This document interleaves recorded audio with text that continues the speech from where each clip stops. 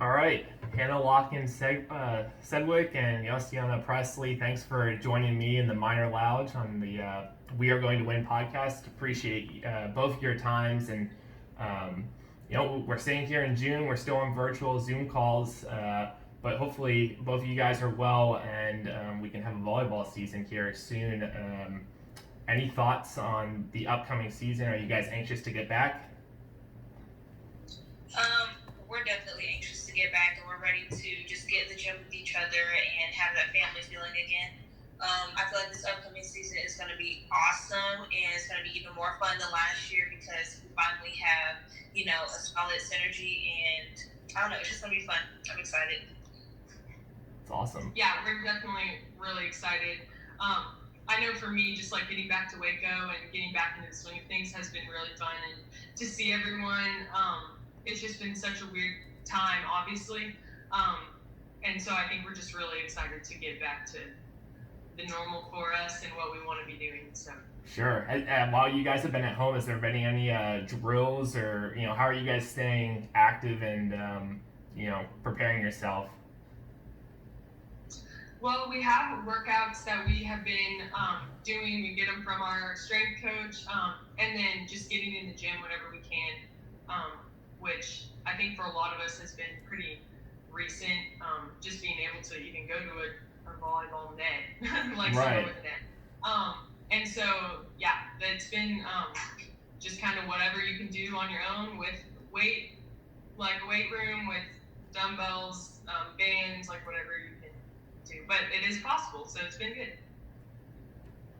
Well, that's good. And, Yossi, you mentioned that you think this season's going to be just as fun, if not more, than last year. And I wanted to touch on last year just real quick. It was definitely a lot of fun. You guys had a historic season, 29-2, made a Final Four, co-Big 12 champs with Texas, and beating Texas at home for the first time since 2001. A lot of great things that happened. Last year. What was maybe one of the best parts of that run? The best part was just that we were all on the same page. We all had the same goal, and we knew what it took to get to that goal. So like in previous years, we had the same goal, but the dedication just wasn't there completely. And I feel like this past season we pushed each other mentally, physically, emotionally, spiritually, and we just poured into each and every one of our teammates, coaches included. Coaches poured into us, and it was just an all-around effort to make last season just such a remarkable season, and it just put Baylor on the map. So awesome. Hannah, what about you? Will you repeat that question? Sorry. Yeah, just some of the highlights in your mind of what the best part of last year's journey was. Yeah, definitely would echo what Yossi just said. Mm-hmm. Just all being on the same page was awesome. I would say, like, there were a lot of good highlights, like a lot of good wins that we had and a lot of really fun days and even practices and just like a lot of times together. But I would say just the overall, like, everything that we had as a team, like who we were, like our friends on the team, and which I'm really pumped is just carrying over into this year, which is just so special, and I'm just so thankful because some of my best friends are on the team. And like Yossi said, like we're family. So I just think the whole season encompassed was just the best part, which I know that is very broad, but just experiencing all of it with each other, and I just go back through my camera roll and look at like, oh yeah, we went here and we did this together and then we beat this team or we did whatever. I don't know. So the whole season is a highlight, but just really just the friendships and growth that we all experienced together. Mm-hmm. Yeah, I know that some of the best moments are definitely what you do off the court with your teammates, with your family. That bond that you guys share is always something great to look back on. One of the things that happened on the court that was one of the best things Baylor Volleyball has done in a long time was snapping a 35-game drought to Texas at home. And I want to just back up before that. You guys were on a tear. You only lost like 2 sets the whole year, and then you got swept in Austin.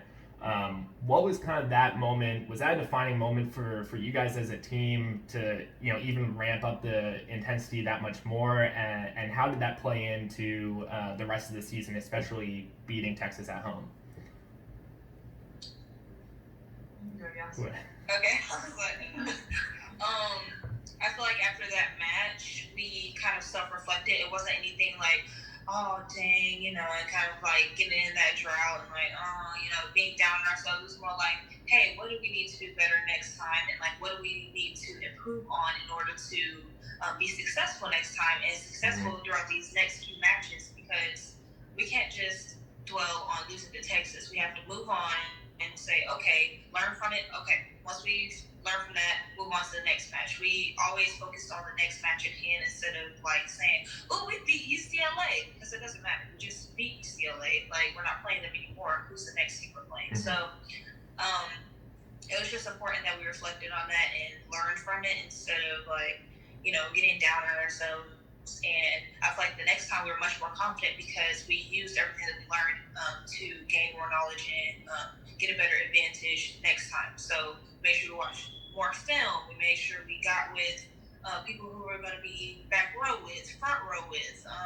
I got with Lockin saying, hey, like, send me a little bit more inside in this rotation, you know, just advancing like how we played them instead of just sticking to the normal routine, because Texas is a great team, but you can't do film against different teams the same way. You can't play different teams the same way. So we just tried to make sure that we incorporated everything that we could to learn from the loss and just get back into Baylor Volleyball.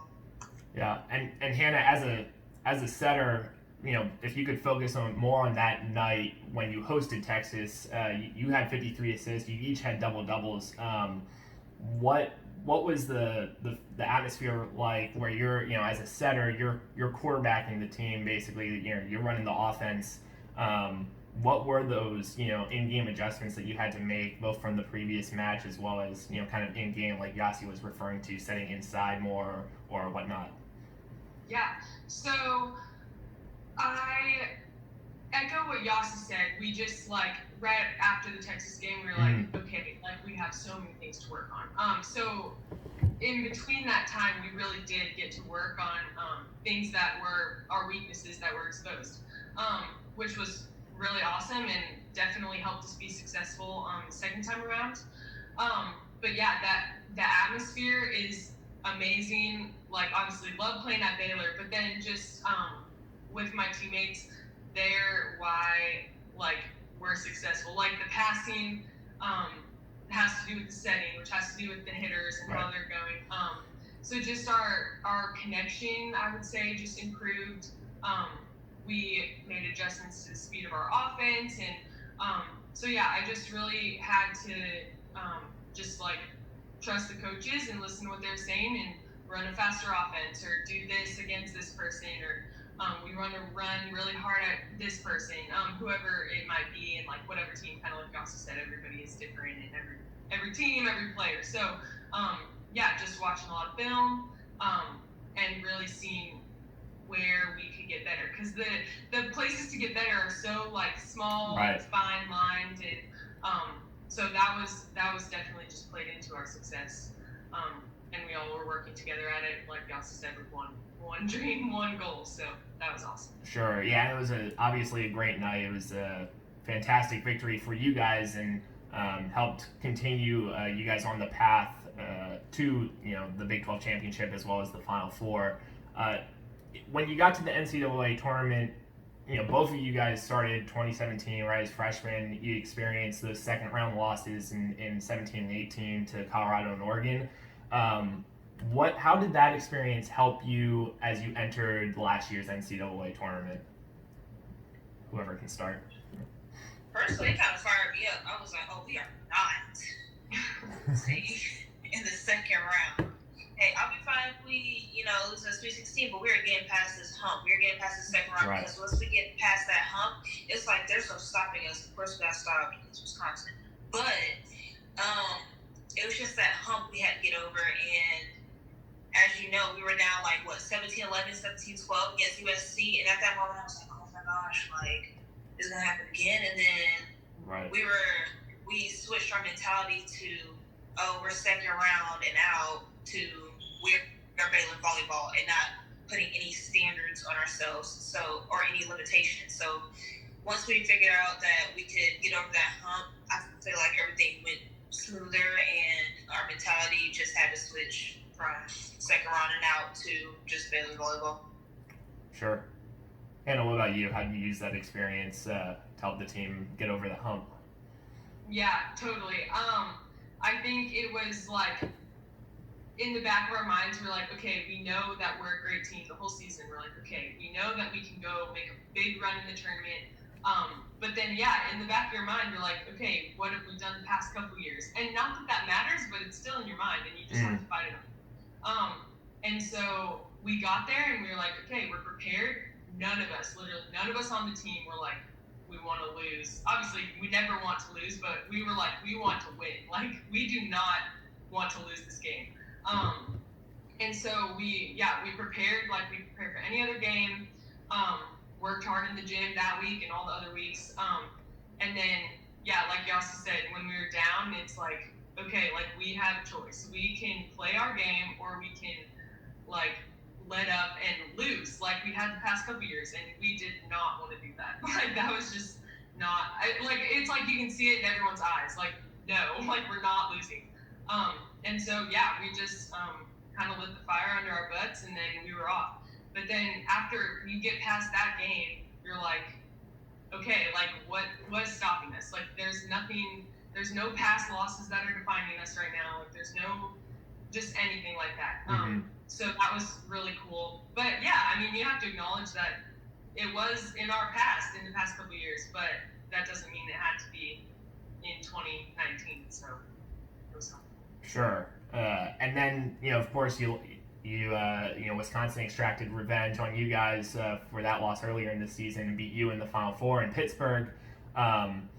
Moving into the 2020 season, which I think we're still waiting for the official schedule to be released. But just looking ahead into 2020 and losing a lot of seniors and a lot of key components of the team and the offense, how are you guys, helping lead the team, and try to use that loss as your new motivation, a new hump, so to speak, to get over, as you're, training virtually here, having, Zoom meetings, but really understanding that, hey, maybe there's one more goal, one more level left to, get to. I'll go. One thing that we have been doing is participating in Zoom calls and just breaking down philosophies and like what we could have done differently, and what the other team did that helped them win, what we did to help us win that first set. We're just trying to break down everything and take it from the bottom up, instead of just trying to say, oh, like we lost, they played good, we didn't play so good. It's more like, why didn't we play so well, or what happened for us to lose that game. We're just trying to break everything down, and I feel like for us as leaders, we're going to just try to focus on our side and focus on what we can do better, instead of focusing on the other side. You also have to focus on the other side, don't get me wrong, but right.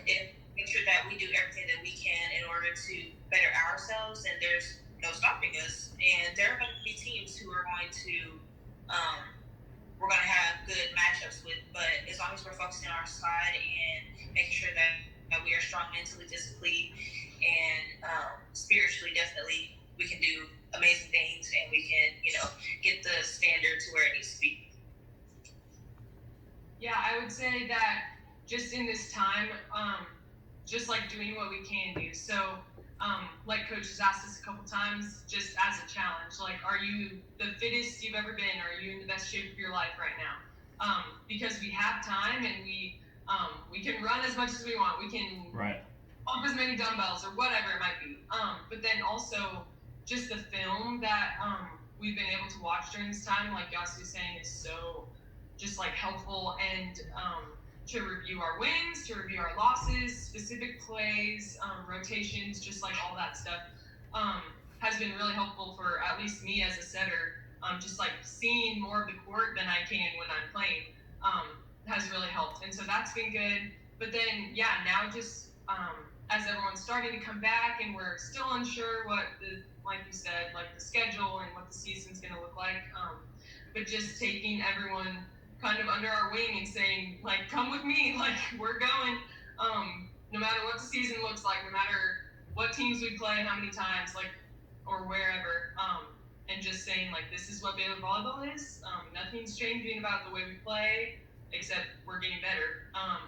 So, yeah, just continuing to teach the younger girls and continue to encourage and love on one another to be stronger. Yeah, and I think one thing that defines, your team, and Yossi, you had a great article that you wrote for the Tribune about this, was, passion and knowledge is really what you want your team to be centered around. Everybody be very passionate, very knowledgeable, and I think that goes to, studying film and things like that. So when you're thinking about the offense and and everything that you have to do for this upcoming year, with maybe some new faces, some returners, what does that look like? How do you continue to fuel the passion and fuel the knowledge of a new unit, so to speak, as 2020 gets underway, so you can be again the best that you can be? Just like I said in like previous articles and stuff, it starts in January, like right after, like right when we get back. So since January, we have been just setting the standard ourselves instead of like trying to speak the standard into somebody else. Like, oh, this is the standard, this is the standard. If you're not doing the standard yourself or trying to accomplish something, like nobody else is going to do it. So Hannah and I try to make sure that we show the standard in our actions and how we speak to our teammates. And like, if something's not going well, we're going to speak on it instead of like everyone knowing something's wrong, but not addressing it. So we just try to address everything. So if we see Kara working on something, we're going to focus on Kara. And once she gets it, we are so elated. We're so excited for her, and we just have that energy pouring into each other, that supportive energy, instead of saying, oh, that's what Kara's supposed to do. We all know that's what Kara's supposed to do, or Jenna, but it's about the way you encourage people and the way you speak to people, the way you lead people. So we just try to make sure that we pour into everyone, so that way whenever we're down, they know what to do and they pour into us, and when we leave, they do that, and then it continues and goes on and on for however long the program goes. 30, 28, I don't know. Sure. But just making sure that we continuously pour into each other and have fun with each other, because we are family and we love each other very much. So I treat Hannah like my sister, Hannah treats me like her sister, and I feel like that's very beneficial and it works. So yeah, I really liked what Yossi said about how like it's going to keep going, because I just like thinking back on all the senior classes that I've gone through, just like the example that they have set of setting the standard and then just holding everyone accountable and then continuously pouring into everyone.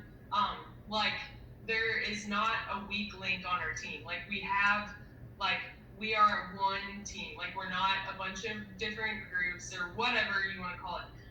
But like we're one team, we have one goal, we play for one God. Like that's the main like thing about our team, and so I feel like that's where the passion comes from. And I'm just so like blessed and thankful to be able to say that I play on a team where the passion comes from Jesus Christ and wanting to glorify Him. And then we're all like, oh, we all play volleyball really well, so like let's use that to glorify the Lord.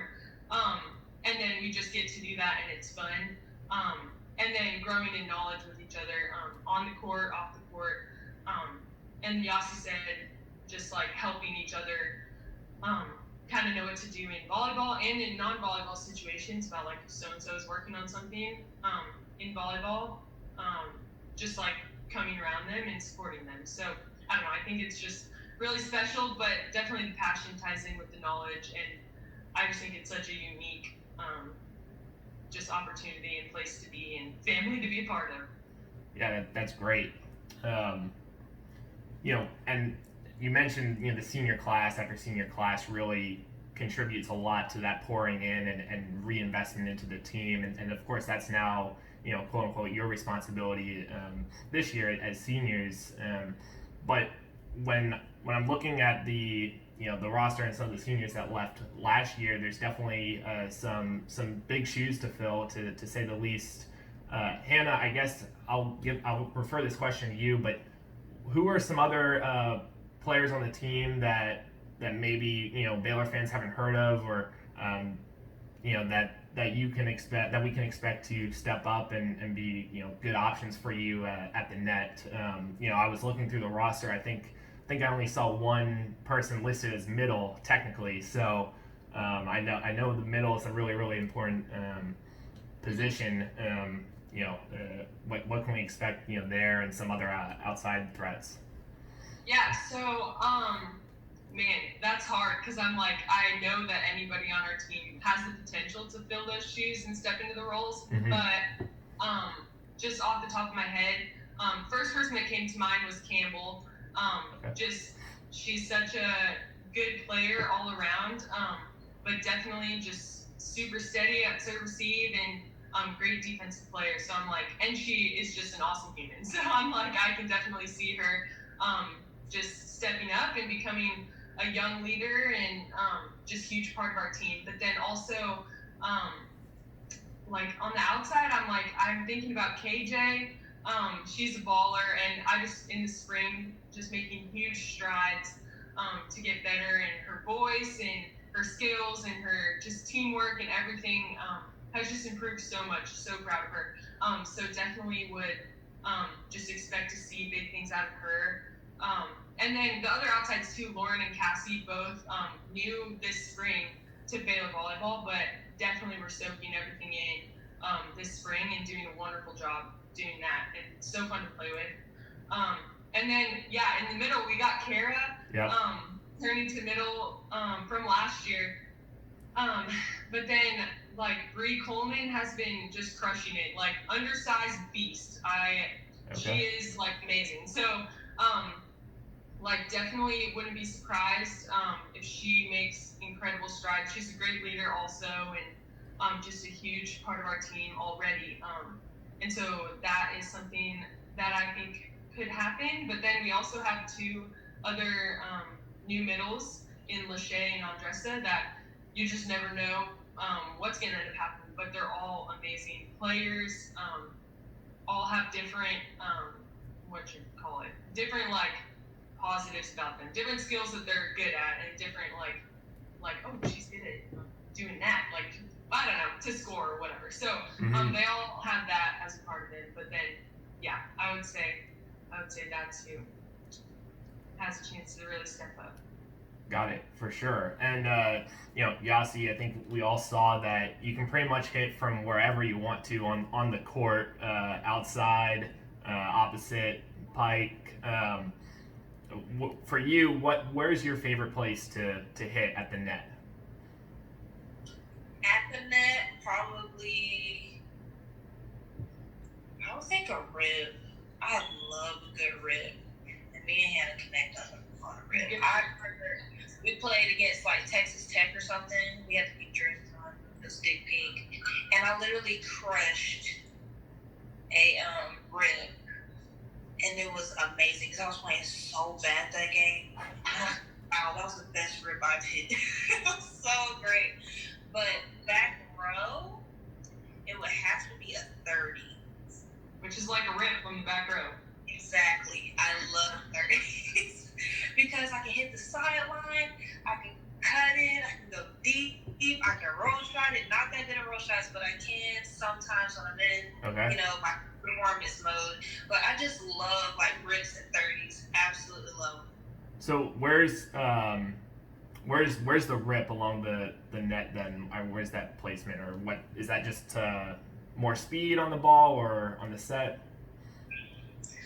More speed, a little bit lower, and it's an inside set. So it's in the, what would you say it is? It's between the one and the go. So it's about right here. And that's the exact same place a 30 is, except back row. Except back row, right. Okay. So it's kind of like, I don't know, I think I would call it a hut when I was playing, or we called it a hut, like a quick set to the outside, but and a little in on the antenna, but quicker to get there. So But no, that's good. I know that for me, whenever I'm watching you, it just looks like you're from the back row. It just looks like you're getting shot out of a cannon, which is just really incredible. And obviously, it's really important. It's imperative that the set, the ball placement is, needs to be where it needs to be for you to have all those shots, and angles. How would you describe, Yossi, your chemistry with Hannah, as setter hitter? That relationship. Is it telekinetic at this point, or how would you describe your two's chemistry? I think we have good chemistry. Like Hannah knows what I need, and I know how to communicate with Hannah. Sometimes I yell at her, but like we won't talk about that. I feel like I know how to communicate with her and get her fired up, and she knows where I need to set. Sometimes like it's not going to go where it is. Like no set is perfect. Sure. Most like elite setters sets a perfect ball 65% of the time. So there's no like perfect set, but she knows like exactly what I need, and she can immediately see like, oh, that was too wide, or that was inside, or that was too low, or something like that. So she knows what I need, and I feel like I know how to communicate with her whenever I need to.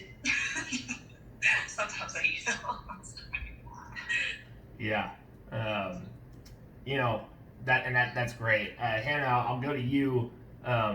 What set do you like setting the best? Do you like like the back, the rip, middle back slide? You have a lot of different options. You had a lot of different options last year. You'll continue to have a lot of different options this year. What for you? What do you like the best, or what's kind of your choice? I think I'm with Yossi that when we get a good rip, like, because obviously with our game plans and everything, it kind of like we might not want to run the rip all the time, and so when we get to run it, we're like, okay, let's go. Because usually, hopefully, the other team isn't expecting it, or it's not like our traditional sets. So love that because usually they're not expecting it, and then it looks really cool, and I just love watching Yossi slam the ball into the ground. So I love rips. Plus, I mean, it's a pretty simple set, and you can kind of feel like I can feel Yossi coming in, or like I can see her, like kind of have a feeling of exactly how to set the ball. But yeah, I also really like setting fires. I love setting Marika on the fires or the golds. I'm just thinking back to our games last year, especially like most of our run in the tournament. Just when I throw the ball back to her, it's like automatic kill, automatic point a lot of the time. And so just that it's like comforting, but also just like so fun. And then I really like to set goes when the ball is tight. I love me a good tight pass when I can set the go. So it's just really fun again to watch Yossi fly, and maybe the other team isn't expecting it. I think it's fun. Yeah. And just real quick, fire and gold on the back set. Mind explaining those real quick? Yeah, so a fire is all the way to the pin to Marika, so behind me. Yeah.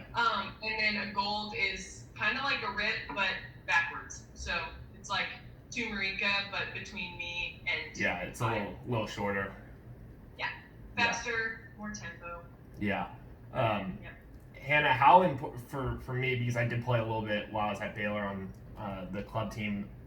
It always felt really important to me to have some really good middle hitters that you could go to. How important is that at the the D1 level? Obviously, you have Yossi out there floating a million feet above everybody else on that virtual, that viral picture that was shot of you. But how important is the middle hitter, either a back one, or that's what we call them, to your guys' offense and game?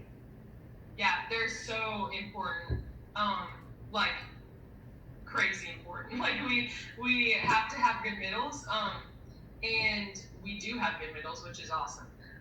But yeah, just so important just for either distraction or like they're very good at getting kills also. So like if we didn't have middles, the job for the other team's middle would be easy. Right. And other team's blockers. So definitely super important that they have a big voice, a big presence on the net and just on the court to make blockers second guess going to the pin, or just to get up and get a really quick kill in a fast transition play. And then obviously their blocking is super important. So definitely vital to our game, and I think that's also just such a cool thing.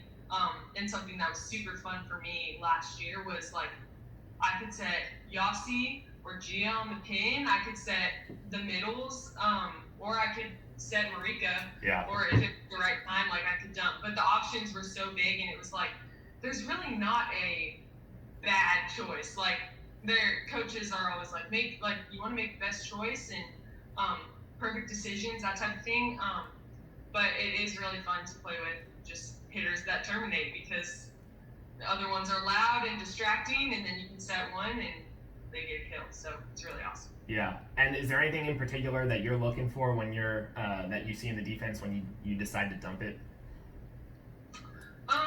Yes, I kind of just like looking where their wings are playing mostly, and if their middle back is shading somewhere, or if their hitters maybe are cheating in a little bit, or maybe they're wide, and so I don't want to dump over there. But just kind of seeing where the open spots are, or like if I've set Yossi a bunch and she's hit to the deep corner, and they're really sucked in or they're really wide, then just looking for all. There's a lot of different options of what they could be, but usually a dump somewhere that can get stuck in. Yeah. And here we got for just a couple more, okay? Absolutely, I have two more. Yossi, real quick. I mentioned that photo where you kind of just floating above the net, that seemed to blow up in the somewhere in the middle of the season last year. Were you surprised at how much I guess social media traction, or just how quickly that blew up? Yes, I was like, yo, this is not necessarily normal, but I was like, I didn't think anything of it. I didn't think it was gonna get that much attention, but then I realized why. It's because that picture was literally taken straight on, and I was like, oh my gosh, my hips are at the net, and I probably still got blocked, but I was like, oh my gosh, I'm so high up there, and I didn't realize I was that high, because normally whenever you see a pic like that, it's taken at an angle or something, but it was straight on. So I was like, that makes sense. But at first I was like, I don't know why this is blowing up. And then Shannon Sharp that's right, voted it. I was like, oh my gosh. It's like, follow. It was crazy. And then better be careful, because I'm sure Kim Mulkey was probably going to want to steal you or something like that after seeing that picture. But last question, again, thank you both for joining me today. Your freshman year